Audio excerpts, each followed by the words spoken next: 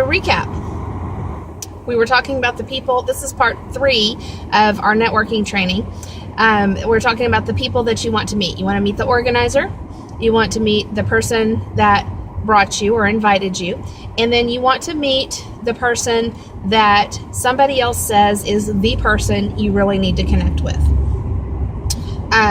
So that's where we left off in number 2. So as you're going through and you're meeting these people, you're making notes on their cards, then what? This is the harder part of it for most people, myself included, because, you carve out this 2 hours in your schedule to go to this networking thing, or 3 hours, and then you don't really carve out the time for follow-up that you need to. So learn from my mistakes and learn with me as I grow and get better in this area, because this is something that really makes it work better. So whenever you get home from that networking event, you want to take some time to reflect and make notes. Maybe you want to take that business card and staple it to the top of a sheet of paper and write out all of the notes for that person, all of the things that y'all talked about, the ideas that you had, the ideas for follow-up, any connections that you wanted to send to her, any of that kind of thing. If you're an electronic girl, go ahead and use your app, scan that business card, get it into your phone, make notes in their electronic entry. However you manage your contacts, go ahead and do it right then while it's fresh in your mind. Because we all think, oh, I'll remember. And then after you sleep and do a Jamboree party and, get excited about the new recruit that called you this morning, and then next week sometime you remember, oh yeah, I've got that stack of business cards, you're going to go back and you're not going to remember who you talked to and what you wanted to talk to them about. So do it right away. Learn from my mistakes. Do it right away.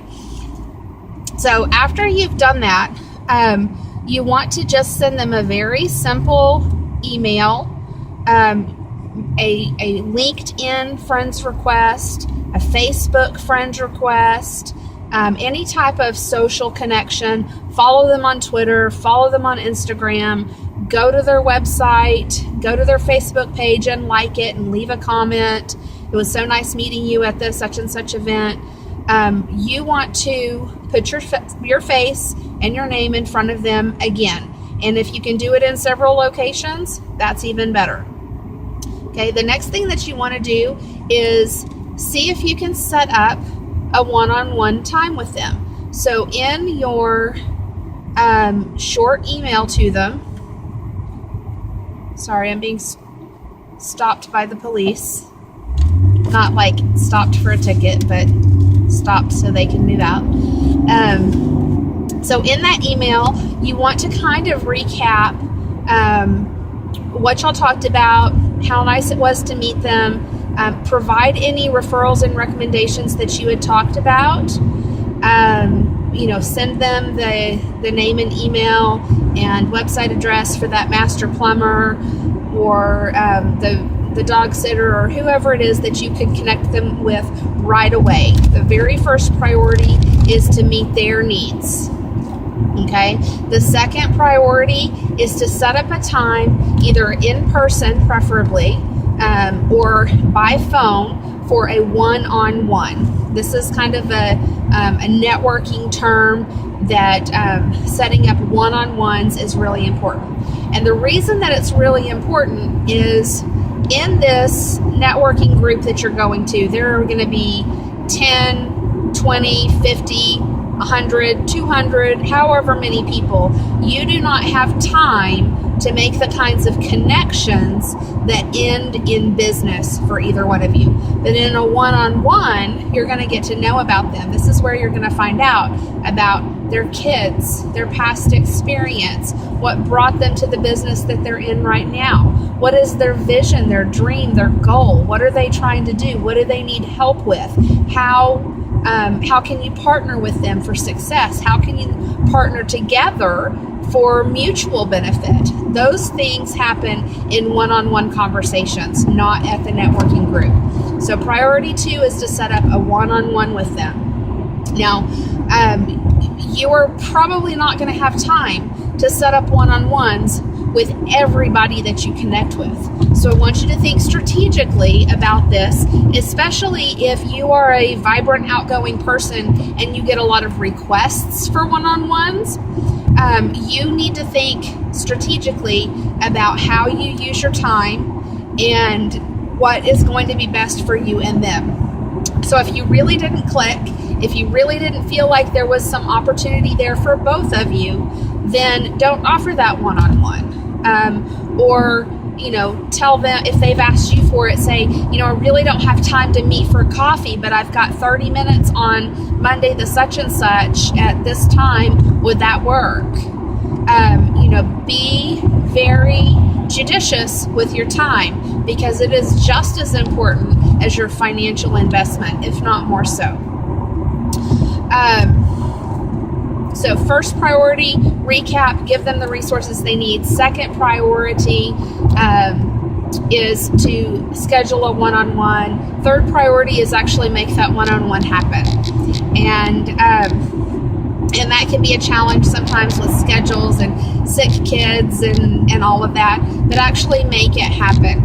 And then go back to that same group at least 3 times.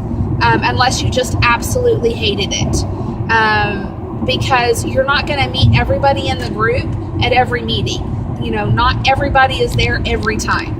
And so even if you decide that group is not going to be for you for a long-term investment and something that you want to commit to every month or every 2 weeks or whatever it is, you may find 1 or 2 or 3 really good connections, like-minded people that you can partner with in other ways. So that's kind of a very thorough but fast, we call that drinking from the fire hose, introduction to networking. It is for you to build relationships and to see how you can help other people. And then they are there for the same reason, to build relationships and connect with people and see how they can help you. And if you ask them, what do you need? How can I help you this month? What are you looking for? What kinds of connections would be valuable for you in your business?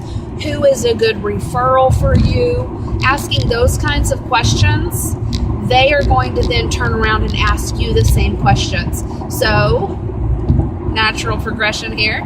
The next thing that you need to have prepared before you walk in the door is, what do you need?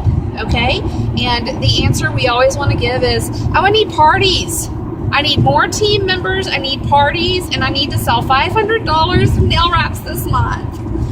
Don't do that, because that's exactly what they expect from a direct salesperson that is going to be here today and gone tomorrow. But that's not you. You're a professional. You're in it to win it. You're in it for the long term.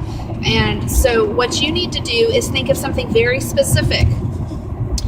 Yes, we always need parties and sales and recruits. Absolutely. But put some quantification on it. I am looking for 2 charities to partner with to do fundraisers where I can donate 30% of the sales back to the organization. So if you know of any, and then this is where you plant those little seeds, church groups, children's groups, sports groups, any type of person who is looking to raise funds. Jamberry has a corporate fundraiser program, and I also will donate my commissions, and I would love to be connected with the right people in that organization to do 2 charities this month, 2 fundraisers this month. Or I am looking for referrals to do spa appreciation events. I find that a lot of realtors and financial investment brokers and things like that target women love to do customer appreciation events, and I like to partner with them. I come in and bring all of my products. There's no charge. Everybody gets to do their nails and have a good time, and then if purchases are made, and they will be, you don't have to tell them that part, then the proceeds can be donated to the charity of your choice, or you can get free products for yourself or to use as future customer appreciation gifts. So I'm looking for 3 referrals for that. Be creative, do something very specific, and change it up. Don't say that you're looking for the same thing every month at every event, but have in mind what it is that you're looking for and how they can specifically help you. Because if you just say, I'm looking for anyone who has fingernails that wants to have free Jamberry, they are going to totally tune you out, shut you down. They have just marked you off of the radar of anybody to follow up with, because they just feel like all you're in it is you just want to sell them some product and then move on to the next group. And I hate to say that. I'm being brutally honest with you, because I want you to understand how to get the most out of these groups and how to show up as a professional. And eventually, whenever a Jamberry person comes to a networking meeting, people are going to be like, oh, those Jamberry girls, yeah, they're the real deal. So I hope that you've enjoyed this. I hope that you've enjoyed driving with me to my networking meeting this morning and hearing all about it. I certainly enjoy it. My husband says that I can, talk to a brick wall, and here we go. Here's proof. I'm talking to my camera, talking to myself in the car. So I hope that it's been beneficial for you. Love you, girls. Wish you all the best, and let me know what you do, how you plan to integrate networking into your business plan for success. Mwah!